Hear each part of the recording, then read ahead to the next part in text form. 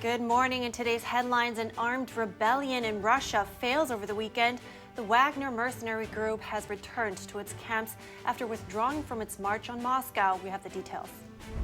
Officials react to the uprising in Russia, and we get an expert's analysis on what the mutiny could mean for the country's power structure.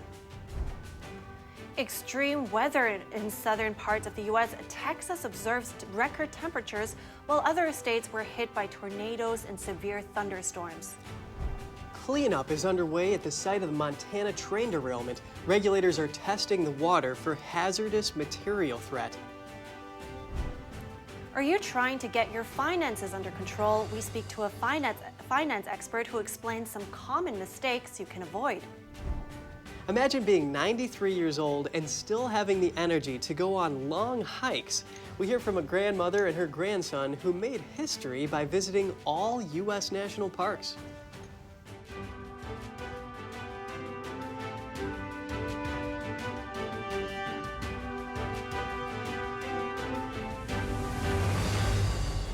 Good morning. Welcome to NTD. I'm Kevin Hogan. Good morning, everybody. I'm Evelyn Lee. Today is Monday, June 26th. I guess we have something that would count as a surprise for regular viewers. Our show has extended. That's right. Starting today, NTD Good Morning will actually be 1 hour long. So this is the good news, but we also have more serious things to turn to as well. An incredible turn of events. Moscow was put under state of emergency on Saturday for the first time since the invasion began. That's due to an armed uprising among Russian forces over the weekend. The mutiny near Moscow ended almost as soon as it began, but it's drawn attention to Russian President Vladimir Putin's grip on power, along with words of support from the Chinese Communist Party. NTD's Jeremy Sandberg has more on the rebellion and the response from officials. The Wagner private military company rebelled against Russia's military leaders over the weekend. Armed mercenaries of the group seized the Russian city of Rostov and then marched on Moscow. The leader of the group, Yevgeny Prigozhin, accused Russian forces of intentionally killing his men and called for an uprising. He claims Russian forces attacked Wagner field camps in Ukraine with rockets, helicopter gunships, and artillery, and killed close to 2,000 men. It's a claim Russia denies. Prigozhin demanded to meet with Russian Defense Minister Sergei Shoigu and Russia's top general Valery Gerasimov at military headquarters to discuss the Russia-Ukraine war. Russian military analysts say Wagner mercenaries shot down 6 Russian helicopters and an Il-22 airplane, killing 13 airmen on their way to Moscow Saturday. Russian President Vladimir Putin called Prigozhin's move an act of treason and vowed the rebels would face inevitable punishment. But charges were dropped as part of a de-escalation deal. Belarusian President Alexander Lukashenko brokered an agreement with Prigozhin on Saturday. Prigozhin was granted amnesty for criminal action for treason and agreed to leave in exile in Belarus. Wagner forces withdrew to their camps. U.S. officials reacted on Sunday. Many say the mutiny shows weakness from Putin. Secretary of State Antony Blinken says the mercenary uprising shows cracks in Putin's power. 16 months ago, Russian forces were on the doorstep of Kyiv, Ukraine, thinking they were going to take the city in a matter of days, erase the country from the map. Now, they had to be focused on defending Moscow, Russia's capital, against mercenaries of Putin's own making. Former President Trump called the conflict between the Russian military and Wagner mercenaries a big mess. Australian Prime Minister Anthony Albanese called the failed mutiny a sign of instability for Russian leadership. And this has been a disaster for Mr. Putin. He overplayed his hand and he got it wrong. And some of the consequences of that, I think we saw playing out on the weekend. The best thing that Mr. Putin can do is just to withdraw from this illegal invasion. Japan's Prime Minister Fumio Kishida says Japan will be monitoring the situation and be looking to cooperate with G7 allies in dealing with it. Italy's Foreign Minister Antonio Tajani says the Russian government created the conditions for the rebellion by allowing Prigozhin to build up such a formidable private army. Jeremy Sandberg, NTD News. Chinese and Russian diplomats met in Beijing after the uprising. A spokesperson for the Chinese Communist Party pledged support for Russia in a statement yesterday. It called the rebellion part of Russia's internal affairs and said the CCP supports Russia in maintaining national stability. NATO Secretary General Jens Stoltenberg had this to say.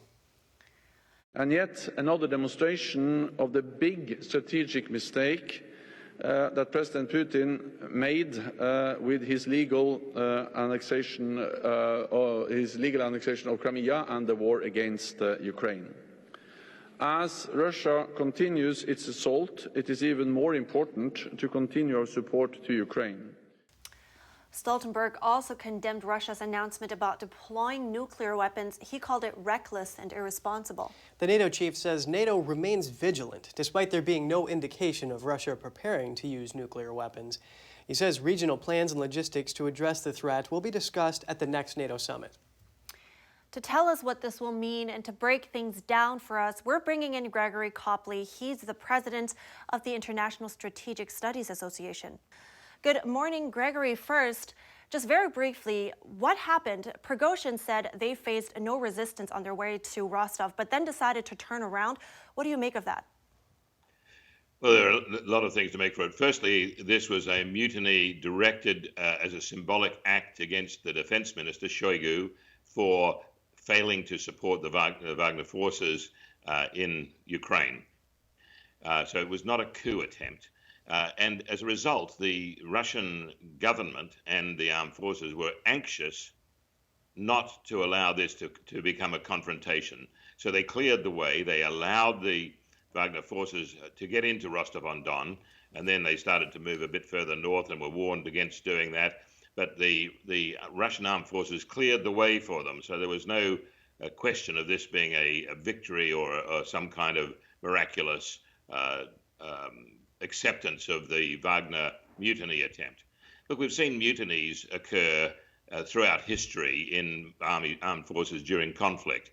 Particularly, you had 100,000 French troops right near the front lines with Germany in World War I in 1917. Mutiny and tens of thousands of people were arrested. There were some executions and the like. We had the Royal Navy conducting a mutiny in the height of World War I.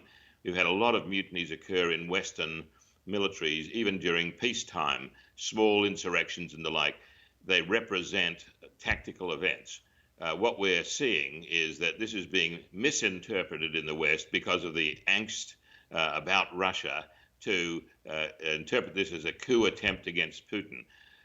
Prigozhin, who led the Wagner group, made it clear that he was loyal to Putin and loyal to Russia.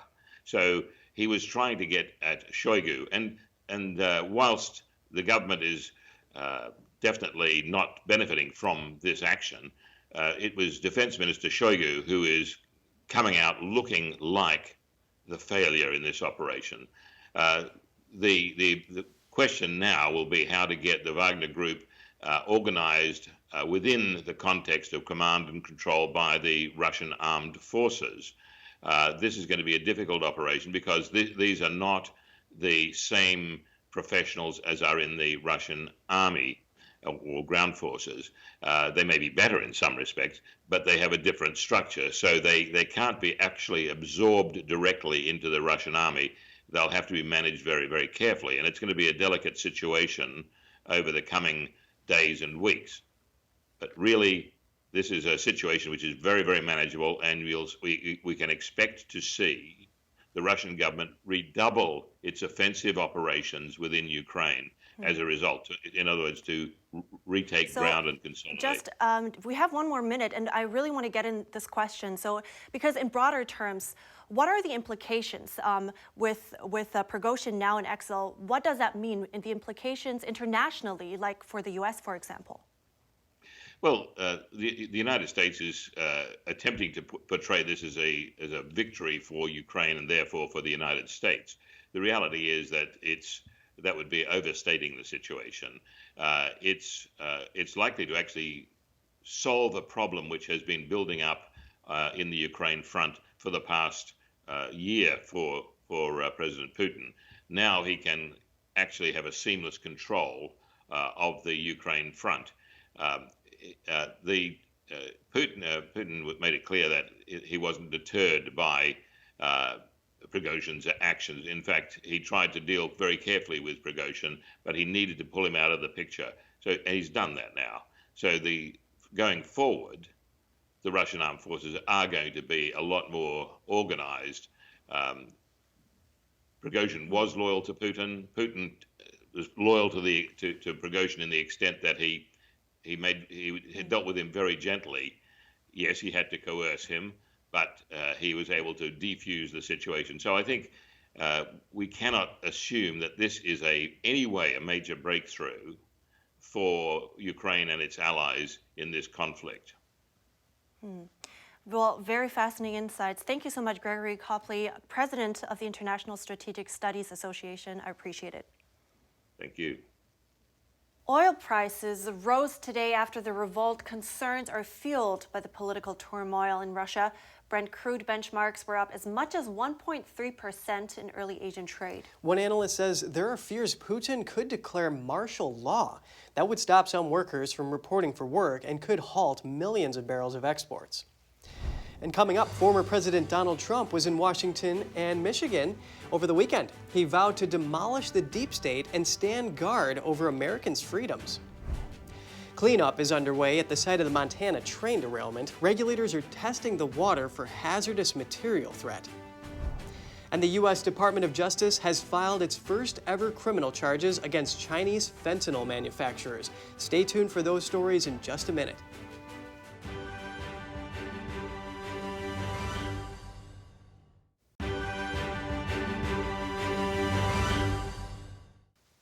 Former President Donald Trump had a busy weekend schedule, speaking in both Michigan and Washington, D.C. NTD's Daniel Monahan has more on what he discussed. Michigan is one of the Midwest states Trump lost to President Biden in 2020. It could be pivotal for retaking the White House. Trump brushed aside the indictments against him, calling them politically motivated. These incredible poll numbers are one of the main reasons the Marxist left is weaponizing the criminal justice system to try and stop us. And said the 2024 presidential election is the most important election America has ever had. They want to take away my freedom because I will never let them take away your freedom. The former president vowed to throw off what he called the sick political class that hates America. This is the final battle. With you at my side, we will demolish the deep state. We will expel the warmongers from our government. Trump also attacked Biden's environmental policies, calling them heartless and disloyal to the American worker. They want every car to be all electric, except you don't make all electric cars too much. You know who does? China. China makes them. At the Faith and Freedom Coalition conference in Washington, Trump said that enemies within the country are waging war on God. The radicals are setting fire to our Constitution, abolishing free speech, attacking religious belief. On abortion, Trump says he's against it apart from 3 exceptions: rape, incest, and if the life of the mother is in danger. We will defeat the radical Democrat policy of extreme late-term abortion. Abortion could be a defining issue of the 2024 election. Republican candidates are wooing conservative Christian voters with commitments to ban the medical procedure. Daniel Monahan, NTD News. The U.S. Department of Justice has filed its first ever criminal charges against Chinese fentanyl manufacturers. The charges are part of a larger effort to crack down on the production and distribution of the deadly synthetic opioid. The Justice Department said in a release that it arrested 2 individuals and unsealed 3 indictments in the southern and eastern districts of New York, charging the Chinese companies and their employees with a number of crimes. The indictments allege the defendants violated U.S. federal laws by knowingly manufacturing, marketing, selling, and supplying precursor chemicals for fentanyl production in the United States. Over the past 8 months, the defendants are alleged to have shipped more than 200 kilograms of fentanyl-related precursor chemicals to the U.S. in order to make 50 kilograms of fentanyl. As I said, this is a quantity that could contain enough deadly doses of fentanyl to kill 25 million Americans. The Chinese regime has been criticized for not doing enough to stop the flow of fentanyl into the U.S. The DOJ hopes that these charges will send a message to other manufacturers and help stem the tide of the opioid epidemic. The defendants are currently in China and are unlikely to face trial in the U.S. However, the charges are a significant step forward in the fight against fentanyl and other synthetic opioids. And the U.S. will be helping India develop its naval infrastructure. The 2 countries plan to build a hub for ship maintenance and repairs in the Indo-Pacific region. The announcement comes after Indian Prime Minister Narendra Modi's recent visit to the U.S. It's part of the India-US defense acceleration ecosystem. The Department of Defense says the initiative will vitalize cooperation between the two nations' defense sectors. A Defense Department spokesperson said fostering strong defense ties between India and the U.S. is part of a strategic partnership. It's focused on cooperation in areas of military and national security. The move is likely to deter China from gaining a foothold in the country. Extreme weather has hit many parts of the southern U.S. over the last couple of weeks, and it looks like there is no end in sight yet. Over 50 million people in the region are under severe heat advisories, with many parts of Texas reaching record temperatures.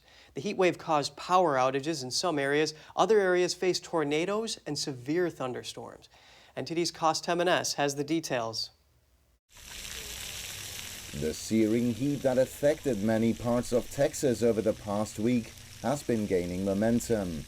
Some parts observed record temperatures, with some far exceeding 100 degrees. Last Wednesday, Del Rio, Texas soared to a record 115 degrees. Similar temperatures were also observed in San Angelo and Laredo. On Friday, Rio Grande Village in Big Bend National Park reached 119 degrees.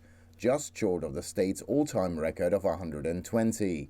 The heat wave has caused issues to the state's electrical grid in some areas, raising concerns with some officials about the grid's capacity. There has been really little substantive change. There's been a lot of discussion about changing the energy market, and there's been some legislation passed, but essentially for the last 20 years, the state of Texas has seen its capacity really dwindle, and there's really no capacity market here. Heat warnings have been expanded across 10 states in the south and southwest. Other regions experience tornadoes and heavy thunderstorms. Video footage shows a destructive tornado ripping through buildings in the city of Greenwood in Johnson County, Indiana, yesterday. At least one person died and another was injured. More tornadoes were recorded in the area, leaving dozens of buildings damaged. In Wyoming, at least 8 people were injured when a tornado struck the largest coal mine in the U.S. The mine's operator said some damage was caused to the facility, but there were no casualties and no one was reported missing. Operations were suspended until further notice. Temenes, NTD News. Another round of bad weather could be hitting millions of Americans today. More than 90 million people are under threat of severe storms. The Mid-Atlantic and Northeast are under a level 3 of 5 risk and could see multiple rounds of thunderstorms. Other areas, including New York City, Boston, and Atlanta, are also at risk. In addition to thunder, the region could see damaging winds and large hail. This is the same storm system that produced nearly 400 storm reports Sunday and left nearly 500,000 customers without power. Right. Thunderstorms and equipment failure at an FAA facility caused significant delays for air travelers across the U.S. East Coast on Sunday evening. Washington and New York were forced to briefly halt most incoming flights. Flights resumed from the Washington area after repairs to communications were completed, but delays continued for several New York area airports. So if you're flying to or from the East Coast today, it may be a good idea to check with your airline for updates. Tragedy struck. A man died after being pulled into a plane engine at a San Antonio International Airport in Texas. The unnamed crew member was sucked into the engine of a twin-jet Airbus on Friday. The horrific incident took place when Delta Airlines Flight 111 was taxiing to the gate after a flight from Los Angeles. The plane was fully loaded with passengers. Officials have not yet publicly identified the victim. An investigation is now underway to find out how it happened. This is the second accident of its kind in just 6 months. A 34-year-old worker was pulled into a jet engine in Alabama at the end of last year. OSHA investigated the incident and found that it could have been avoided if proper safety procedures were followed. And in Montana, cleanup is underway at the site of the bridge collapse and train derailment. Regulators said yesterday there is no sign of threat from the hazardous cargo that plunged into the Yellowstone River. A bridge that crosses the river collapsed early Saturday, sending multiple rail cars into the water. Several were carrying molten sulfur and asphalt. Montana Rail Link is the company that operates the train. A spokesperson said both hot asphalt and molten sulfur hardened when mixed with water. and are not likely to move very far downstream. An environmental official said testing will continue until the cleanup is complete. The cause of the collapse is under investigation. And the U.S. Coast Guard has started an investigation into the cause of the undersea implosion of the Titan submersible. All 5 people on board were killed in the tragedy. The announcement came a day after Canada's Transportation Safety Board said it was conducting its own investigation. The Coast Guard opened what it calls a Marine Board investigation on Friday. It is currently working with the FBI to recover evidence. That includes a salvage operation at the debris site near the Titanic, around 2.5 miles below the surface. The Coast Guard says the findings will be shared with the International Maritime Organization and other groups, and it hopes in the future this will improve the safety framework for submersible operations worldwide. The Coast Guard is in touch with the families of the deceased, and investigators are taking all precautions should they encounter any human remains. Some New York City pizza joints are in hot water due to new rules targeting coal and wood-fired ovens. They could be forced to fork over a lot of money. New Environmental Protection Department regulations would make restaurants with such ovens cut carbon emissions by up to 75%. They would need expensive emission control devices to do so. Some pizza joints in the line of fire include Lombardi's in Little Italy, Arturo's in Soho, and John's of Bleecker Street in Greenwich Village. They say pizzas baked in coal and wood-fired ovens are their calling card. A city official says nearly 100 restaurants could be affected. One pizza restaurateur who wished to remain anonymous says politicians and bureaucrats should keep their hands off their crust. I actually love the wood-fired taste on the pizza, though. Yeah, that would be a shame. Right, heading into break, coming up, with energy demand expected to increase significantly in the coming years, Sweden is looking back towards nuclear to meet emission targets. And a breastfeeding counselor and mother of 3 faces censorship over her views on motherhood and men who identify as women.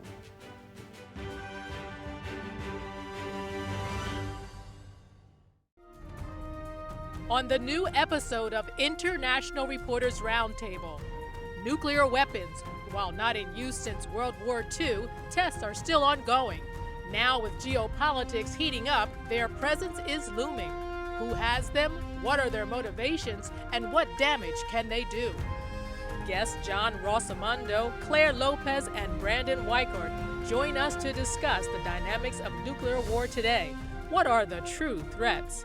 Tune in with NTD host Cindy Drukier and our guest panel, giving us a clearer picture of these global events. Saturday at 1 p.m. or Sunday at 7 p.m. Eastern Time. The stories that need to be told, the voices that need to be heard, the truth that you need to see. Get unbiased and in-depth news. Don't miss a beat. I'm Stephanie Cox. At NTD, we're here for you.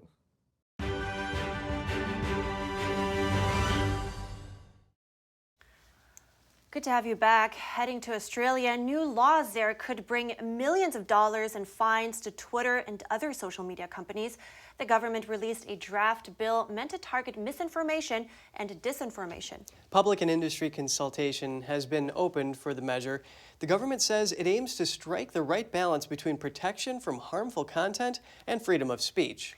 The government has pledged that its regulatory body, the ACMA, will not have the power to determine what is true or false on individual posts. It also promised not to impact professional news content or electoral content. The bill would require social media companies to develop a code of practice registered and enforced by the ACMA. The penalty for breaching the code would be a $2.75 million fine or 2% of global turnover, whichever is greater. If the code fails, a stronger form of industry standard would be created and enforced by the ACMA. Fines would be close to $7 million, or 5% of global turnover. Looking overseas, Sweden is planning to build new nuclear plants. This in a country that voted 40 years ago to phase out atomic power. NTD's Daniel Monahan has more on the country's new energy targets. Sweden has changed its energy target to 100% fossil-free electricity from 100% renewable. The Swedish finance minister says the move creates the conditions for nuclear power, adding that Sweden needs more electricity production, clean electricity, and a stable energy system. The government expects a doubling of electricity demand by 2040. The new conservative government coalition says new reactors are essential to power the shift to a fossil-free economy. The coalition has also promised generous loan guarantees. Around 98% of electricity in Sweden is already generated from water, nuclear, and wind. The state-owned utility Vattenfall is looking at building at least 2 small modular reactors and extending the life of the country's existing reactors. Critics say nuclear power is unsafe and takes too long to build. Daniel Monahan, NTD News. Back in Australia, a breastfeeding counselor and mother of 3 faces constant censorship over her views on motherhood. Jasmine Sussex tells us exactly what happened. Only mothers breastfeed and that men don't breastfeed. Australian mother of 3, Jasmine Sussex, found out her Twitter posts were banned in May. I received a notice from Twitter saying that the Australian government had said that I'd violated Australian law. She's been tweeting in protest against support for transgender people who were born male to chemically produce milk and breastfeed babies. But it's not the first time she was censored. In 2021, the Australian Breastfeeding Association, or ABA, expelled Sussex after volunteering as a breastfeeding counselor for 18 years. What happens when you make breastfeeding an issue about trans human rights rather than about the human rights of mothers and babies? Before her removal, Sussex criticized the ABA for publishing a book called Breastfeeding, Chest Feeding, and Human Milk Feeding. It encouraged men who identify as women to breastfeed. Most Australians and, most mums and dads around the world think this is a form of child abuse, to use a baby to affirm your gender identity. Babies aren't there to make us feel good about themselves. Sussex has worked on research articles with medical professionals on the topic. She says there's not enough evidence that milk chemically produced by men could be safe for babies. If they were on any medication that could potentially pass through to the baby. We don't do medical experiments on newborn babies. The Australian mom's receiving a lot of support for her advocacy. She says a petition called Men Don't Breastfeed by the Women's Rights Network Australia is protesting both the censorship and the trend of men breastfeeding babies. Reporting by Chi Huynh, NTD News. And now to some short headlines from around the world. Heavy rains in central Chile have caused severe flooding, leaving 2 people dead and over 400 homeless. Rescue teams have been deployed using helicopters and kayaks to help those affected. The government has declared a disaster zone. The floods come just months after wildfires and a severe drought destroyed hundreds of homes and left dozens dead.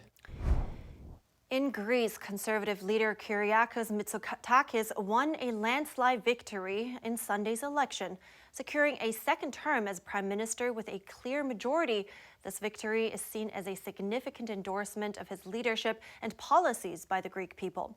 Mitsotakis has vowed to bring major reforms to the country, including job creation. A roller coaster accident in Stockholm, Sweden left 1 person dead and several injured. Eyewitnesses say the park's Jetline roller coaster partially derailed during a ride. Emergency services, including ambulances, fire trucks, and a helicopter, were on the scene, and an investigation is underway. The park, which has been in operation for 140 years, has been closed until further notice. Smoke from wildfires in Canada covered the city of Montreal in smog yesterday. This led to several event cancellations and the city clinching the most polluted air in the world status, according to an air quality index. Canada is currently battling 465 active forest fires, leading to concerns about air quality and public health. Coming up after the break, your own priest in a phone powered by ChatGPT. NTD spoke with coffee and COVID blogger Jeff Childers about the frightening impact AI could have on religion in the near future. Are you trying to get your finances under control? We speak to a financial expert who explains some common mistakes you can avoid, so stay tuned for that.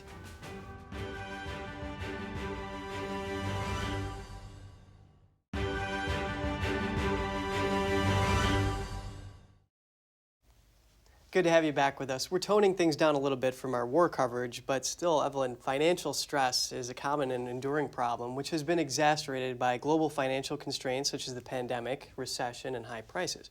A recent survey by Bankrate found that over half of U.S. adults report that money has a negative impact on their mental health, causing stress and anxiety. That's exactly right. So what are some common mistakes people make when trying to get their finances under control, and how do you get rid of those bad habits? I spoke to an expert for some finance tips. Joining me now is Nia Adams, a financial education instructor. Good morning, Nia. Good morning. It's great to have you. First, I really want to know, what are some common financial mistakes that happen and how can we avoid them? So one of the biggest mistakes that we make is we create more debt than our wallet will allow. So that looks like we buy a lot of things, and it's so easy to finance things now that we don't even think about the effect it might have on our income. So that's one of the biggest mistakes I feel that we make, and then we avoid it, which is the second mistake. We get to a point where we feel like we should be at this certain point in our life, and that doesn't match it. So we avoid it and push it to the side, but that ends up accumulating. And before we know it, now we have a big amount of debt and it's kind of holding us bound. Now, what about, keeping the goals? Because habits are hard to get rid of sometimes. Now, to keeping those goals that you set for yourself, any tips on how not to be swayed? Oh, well, to be completely honest, you might be swayed because that's just a part of it. You're looking for a long-term solution, not a quick one. This is a marathon and not a race. So you might be swayed. But you basically want to create more positive affirmation. So basically, you want to work to create a lifestyle. You're not going on a financial diet, and you don't want to think of it that way. So you want to replace your negative thoughts about money chores and make them more so money habits. So don't make a budget something that you don't want to do. Look at it just a window into your wallet. Then you want to think about, okay, I know this is very tempting to me, so let me think about this ahead of time on how I can do it. And lastly, I would say, don't completely deprive yourself. You want to have personal spending within your budget. Deprivation only is going to encourage you to splurge and then derail your financial journey. I think that's a very realistic way to look at that. So I appreciate you mentioning that you might get swayed. Now, going to the financial plan, how should people go about making one? Where to start? So first, you want to start to be very realistic, open, and vulnerable with yourself to decide exactly where you are, and then be okay with that. Now you need to decide where exactly you want to go, because you remembering your goals and remembering your why is also something that's going to help you in those moments when you are swayed. So remembering your why, and why do you want to improve your finances? What benefits will it have? How will it improve your life? Then you want to create a budget. The budget's going to tell you what you have now, where your money is going, and it's going to give you a way to look and see what changes can I make to push me closer to my financial goals. And then you want to create a plan. So if I pay off this amount of debt and I improve my credit score by this amount, this will get me here. This is how you want to look at it. And then I normally recommend make it something that you can see regularly. Maybe make a vision board. Put it on your screensaver on your phone, something that's going to keep it front of mind so that it keeps you focused. Great points. Thank you so much, Nia Adams. I appreciate your tips today. Thank you. I really liked how she said that it's just realistic to make mistakes, and it's okay. She also said that, this is the first thing she tells her clients when they want to recover from a mistake, because many just beat themselves up over it. One thing that really resonated with me was how she was talking about the lifestyle. I cook some food at home to save a little bit of money, and going out gets a little expensive, and even buying retail is expensive too. Like if you buy wholesale, almonds could be $4 a pound as opposed to like $10 or more. These are actually some really good habits to form, I think. Good point. Good tips. Turning now to artificial intelligence, it's set to change the modern world in a variety of ways. NTD's Daniel Monahan spoke with coffee and COVID blogger Jeff Childers on what the rapid AI developments could mean for religion. Attorney Jeff Childer says the same AI technology that's in ChatGPT will be put into everything that runs on electricity. That means watches, headphones, and radios, with people's TVs advising them on what to watch. But the effect on religion is where Childer says the real danger begins. I'm an evangelical Christian, right? And so I'll have an idea in the middle of the night and I'll think, hey, I wonder, in the book of Revelation where it talks about this little horn, I wonder if there's any other reference to a little horn anywhere in the Bible. And so I'll jump on ChatGPT and I'll say, ChatGPT, how many times does the Bible talk about a little horn? And it'll, tell me the answer. The attorney says people are going to be encouraged to develop a relationship with their AI, and AI avatars on your device will look and sound like someone you trust. Or maybe you want Ronald Reagan, right? Or maybe you want Gandhi. And now here's where we take the step. Maybe you want your avatar to be Jesus or Muhammad or one of the Hindu gods. Or Buddha. He says as people feed their AI avatar with their deepest thoughts and feelings, all the information will be collected. And who has access to it? And who else is the AI talking to about you? Perhaps it will discuss your political inclinations and books you showed interest in. How much of a step is it to go from there to the government actors or whoever, the AI programmers, tilting the AI that you see, your interface to AI, in order to influence you a little bit, to make you a better citizen, right? To help you think about things the right way, to help you stop believing in misinformation and disinformation. Childers believes the next step could be a whole new AI-created religion. They're going to ask the AI, they're going to say, listen, take all the best parts of all the world religions and throw away all the bad things, all the racism and the discrimination and, judgmentalism and all that stuff. Just take all that out and boil it down and make us a new religious text and make it be scientifically accurate. Then comes the peer pressure to get you to accept the new religion. You don't have to give up your old religion. This is like an add-on. You can do this one too. Right? If you have a question in the middle of the night, your AI priest will always be available. And it is going to be a religion that is created by man, for man, in man's image.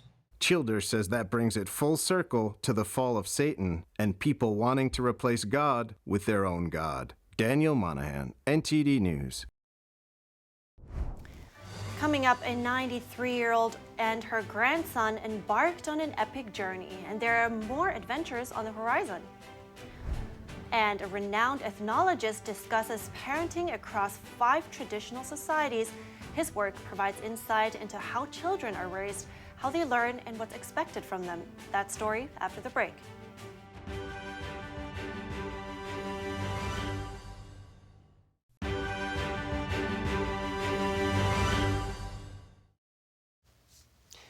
Welcome back. School education has been in the spotlight lately, and of course parenting is also an important factor in education.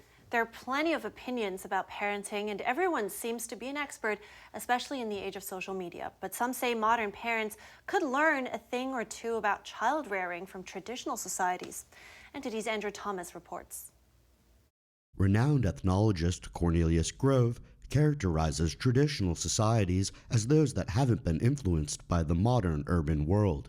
His latest book, entitled How Other Children Learn, What 5 Traditional Societies Tell Us About Parenting and Children's Learning, gives insight into how children are raised in those societies, how they learn, and what's expected of them. In the great majority of traditional societies, children begin to take responsibility for helping to support the family, to do things that the family needs from a very young age. During the course of his research, Grove found that kids as young as 3 years old take on family responsibilities. As soon as they can walk, they perform tasks such as gathering kindling for a fire or carrying water home. In those societies, parents actually need their children. In our society with few exceptions, parents do not need children in any practical way. Modern societies typically coddle their children. In the US, parents are legally required to care for their kids until they turn 18. Traditional societies have a utilitarian attitude towards the youth. We love them, we want them to do well, we want them to be happy. Having happy children isn't really a concept in a traditional society. They want children to be useful. We want them to be happy. In some instances, Grove said he was blown away by the tasks that young children take on. In the case of the Quechua Society in the highlands of Peru, kids as young as 8 years old look after the family's herd. It's a huge responsibility, considering that livestock is usually the family's livelihood. So if the kid takes them to a distant pasture and a wolf comes in and takes one away, or a thief grabs one and runs away, or, bad weather or whatever, that kid has got to figure it out. Modern societies like to think they have parenting all figured out, but looking at the responsibility and larger roles of traditionally raised children could give insight on how we raise modern kids. Andrew Thomas, NTD News. I think that's a very interesting point he makes. Tradition aside, just learning from all these cultures, these other cultures that have gathered so much history and the wisdom that comes with it, right? And I think that's very interesting. Good point, yeah. And it's important to teach children a little bit of work ethic at a young age. That's true, yeah. That on top of everything. Okay, so imagine being in your 90s and embarking on an epic adventure. Well, that's exactly what one woman from Ohio did. She and her grandson visited some of the most beautiful spots in the U.S. and made history in the process. At 93 years old, Grandma Joy Ryan made history. She became the oldest living person to visit every U.S. national park. It all started when she was 80. Her grandson Brad took her for a hike in a local state park. It was there, Joy told her grandson, she wished she had witnessed more of the great outdoors in her life. Brad says from that moment on, a seed was planted in his mind. And I thought, here's this woman hiking with me. She's got the zest for life, and she's been trapped in this little town her whole life. I thought this is something that I want to take her on an adventure at some point in life. But it would be another 5 years before the pair would embark on their quest. Then in 2015, they visited their first destination, the Great Smoky Mountains National Park in Tennessee. This marked the beginning of a beautiful and inspiring 7-year journey. There are 63 U.S. national parks that are scattered all throughout the lower 48 United States. It has taken us over 60,000 miles on the road to reach all of these places. And then we have other U.S. national parks that are in Alaska, Hawaii, the U.S. Virgin Islands. And then most recently, we visited our 63rd and final U.S. national park, which is the National Park of American Samoa, which is in the South Pacific. You want to show the world what you can do with your new knees? Yeah, here we go. Joy, who had recovered from a bout of illness before, found that the hikes reinvigorated her zest for life. We've seen beautiful things like the redwood forest. We've seen gorgeous waterfalls. And we got to see the bears catch the fish in Alaska, and I've always wanted to be able to do that. And that despite her ripe old age, she can still have fun being active. Once you've whitewater rafted with a 91-year-old, you start to really see aging in a different way. So I'm really grateful that she has taught me to lean into the possibilities for my life at every age, and being able to see her zip line and whitewater raft and roll down sand dunes and go hiking with me. It's been one continuous beautiful experience. Now, after visiting every U.S. national park, the pair plans to touch base on all 7 continents. They are headed to Kenya for a National Geographic expedition in July, proving you're never too old for an adventure. Man, I just hope I will be this healthy at her age. That's awesome. But there's also so many beautiful national parks in the U.S., right? Yeah, oh yeah, there are. Yeah, I've been to Big Bend, Desert in Texas, Glacier National awesome. in Montana, and then Yellowstone in Wyoming. It's really beautiful. It's definitely one or two that I will cross off my bucket list in the future, too. Yeah, it's good. Sounds great. And there's a new surfer getting a lot of attention at one California beach. Sammy the seal is making waves. The baby seal was caught on camera climbing onto surfers' boards in San Diego.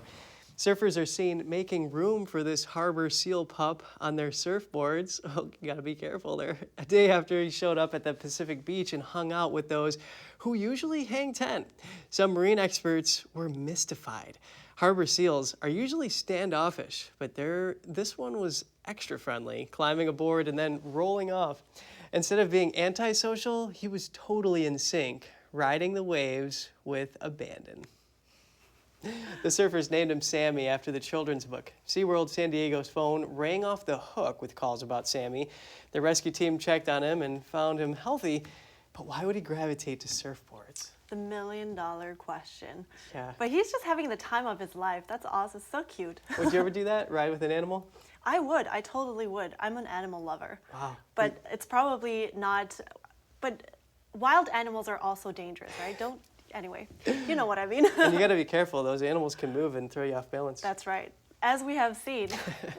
All right, that's all for today's program. We'd love to hear from you at goodmorning@ntd.com. Write us an email if you'd like. Thanks for watching. I'm Evelyn Lee. And I'm Kevin Hogan.